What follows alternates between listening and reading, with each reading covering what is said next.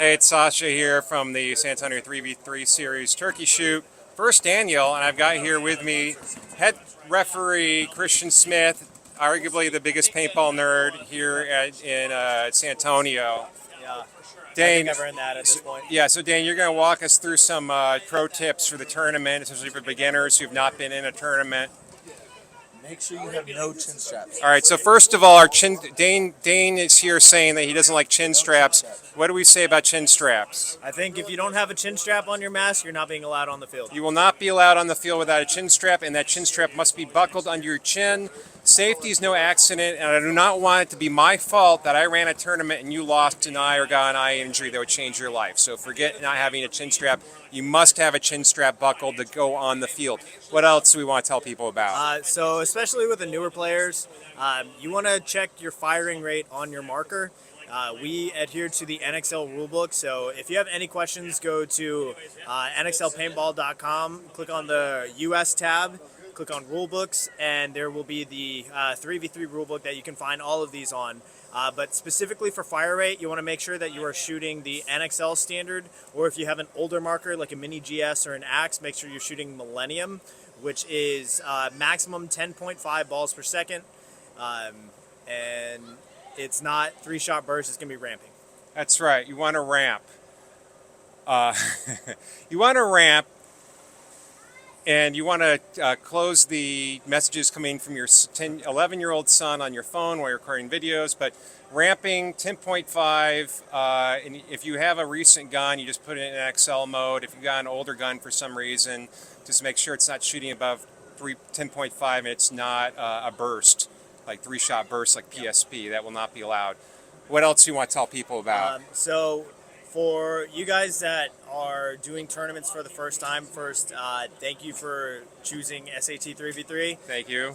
Good. Yeah, so things are going to go very quickly whenever you get here, and we're rotating points, so make sure you're always paying attention to who's on deck, who's on the field. Make sure you know exactly how many points out you are, because we're going to be running a tight schedule, and if a point happens where you just missed your turn, then that's just going to be a free point to the other team, and you're not going to get that back. All right, Christian is super hardcore about that. I also want to get the tournament over with. The referees are not paid by the hour, so everybody has a reason. Everyone that's going to be running a tournament wants to get the tournament over with quickly. I'm not going to start any matches unless everyone's ready. I'll be probably up there running the scores, but I do want everyone to be on the box and be ready to play when it's your turn. Very good.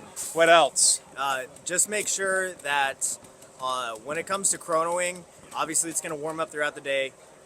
We will have chronos, and what that means is we'll measure how fast your paintballs are coming out of your gun. It's got to be under 300 feet per second. If you're used to rec ball rules, I think they chrono at like 280 or 270. For tournament play, it's 300 feet per second. Make sure that you're under that, and we're going to be measuring every time you go onto the field. So as it warms up throughout the day, you're probably going to need to turn your adjuster on your marker down just a little bit as we get through the tournament. Yeah, you won't be. We're going to chrono as you go on the field. I won't start any points with people down bodies because this is just a local 3-on-3. But I do want you all to have your gun.